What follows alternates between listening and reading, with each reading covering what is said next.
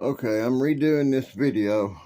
I've got my son who's going to help me do some editing, but I figured I would do a short one here, kind of quick, and put it out there for y'all to give you something until we get the other ones going. But I used to play music in rock and heavy metal bands in the '80s, early and mid '80s. Had the long hair and all that, and we was doing actually pretty good.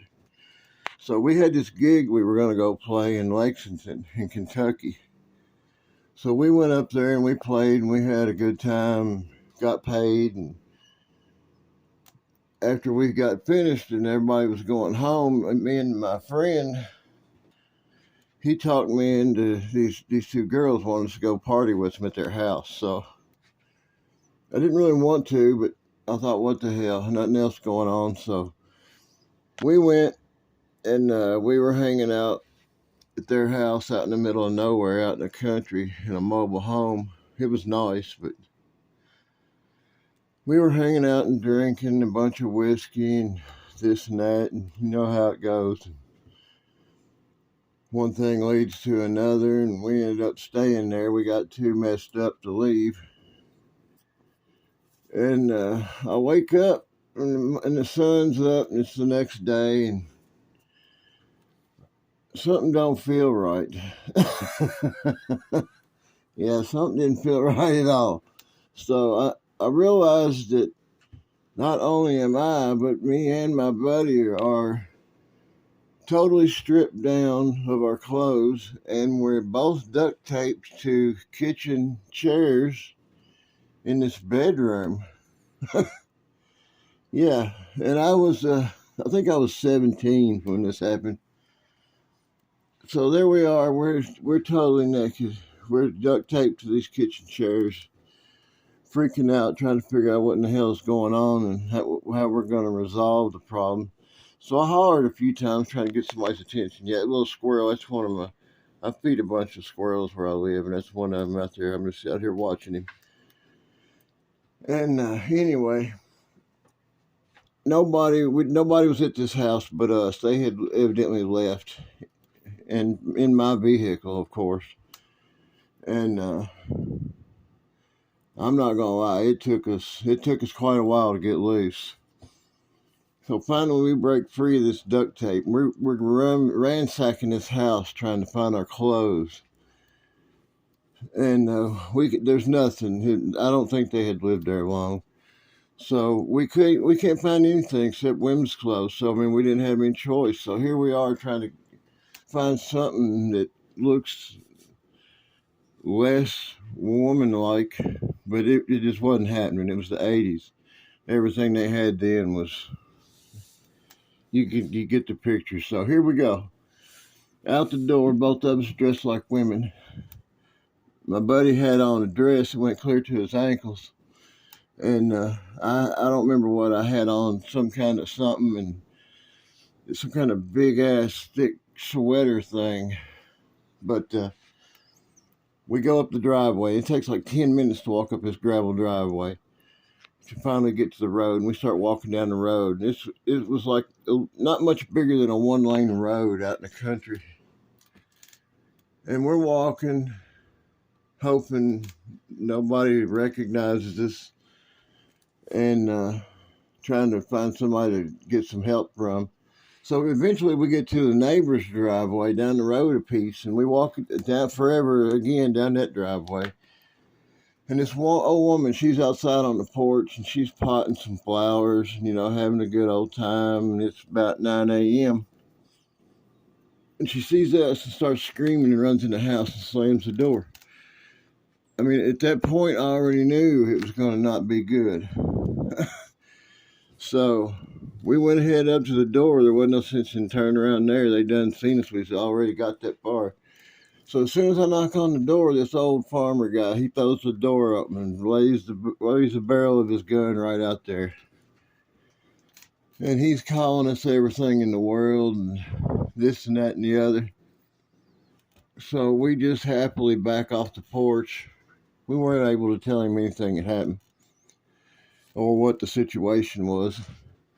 He probably knew the girls next door and had had problems with them. That's probably why. So we left there. We get back out on the road. So here we go again, dressed in women's clothes, going down the road. A few cars did go by. From what I can remember, it was just two or three. But this one car, the last one that went by, it had 3 or 4 guys in it, younger guys. And they went past us, and we tried to flag them down. They slowed down, but then when they seen we was guys, they took off, which I probably would have too. I ain't gonna lie. But here they come back. They turn around. It's coming back. And then they start cussing us and laughing and hanging out the windows and calling us hot stuff and this and that and the other. You know how kids do. And I'm cussing them up one side and down my other. And I turn around, my buddy's laughing his ass off. And I'm like, man, why are you laughing so damn hard? This is nothing's funny about this. Maybe when we get out of this situation in a day or two, maybe it'll be funny, but right now, no. And he said that shirt that you have on in big ass letters on the back says hot stuff, and it's got a big pair of Rolling Stone lips on it. So at that point, I shed that and I throwed it in the ditch, and we keep on walking. They went on. They were no help. And it was about 30 minutes later, we're still walking, and thank God, I seen a sheriff, or it was a sheriff. We was out in the county. Here he comes. I can see him in the distance. And when he pulls up, I'm not gonna lie, before he got out of the car, I could hear him laughing. And he said, this is hilarious. He said, we were making bets with each other after we got the call about you all, as to whether or not this was true or not. And he wouldn't stop laughing. So finally he did. We told him what happened. I said, look, we need to get in your car. You need to take us back up here. We'll wait on these chicks to come back. We'll make a report out. I want them locked up. We had us duct taped up. You'll see all that. So he tells us to get in. We get in the back of the car, and he backs it in the driveway right there to turn around. He says, okay, here's what we can do. He said, I can do what y'all want to do. We can, I'm trying to find these squirrels, so y'all got something to look at besides nothing. He said, we can go up here to their house. He said, I know the women y'all talking about. He said, they've been in a little bit of trouble here and there before. He said, we can do exactly what you want to do, and I'll lock them up. He said, and then you can go to court, and in front of all them people, you can tell them everything that they did.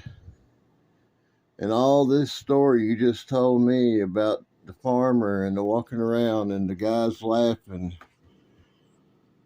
So, yeah, I mean, what do you do? What do you do? I said, look, just take me to the county line and drop us off. So we gave him my phone number, my dad.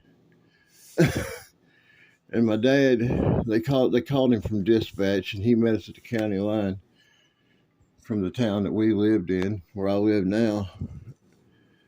And he was sitting there waiting when we pulled up in the cop car, and the cop lets us out. And my dad and that cop, they're standing there on the side of the road, and they're talking shit about us and telling us how nice we look and this and that and the other, having a good old time.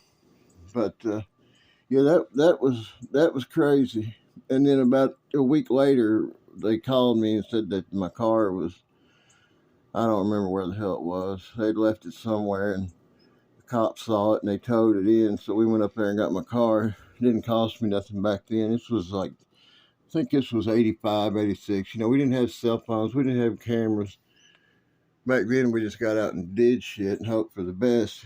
If you broke down, you walked. But that was just one crazy story I thought I'd throw out there real quick. But there's a whole bunch more to come. Like I say, my son's going to help me with editing. and it's going to be pretty cool once we get it going. I'm going to try to have another one out Saturday that's a lot longer and a lot better. I almost was going to tell one today, but I chose to hold off on that one. But that one is insane, along with a bunch of the other ones. But there's more coming, I promise you, and it'll probably get crazier as it goes, as I can remember this stuff, and it all pops back into my head. A lot of them I tried to block out, so I'd never have to think about them again. But we'll get more out there. Hopefully, I can get a good video out Saturday, Sunday at the latest, and you won't have to just watch my backyard moving around while I talk. But we will get more out there soon. Appreciate it, y'all.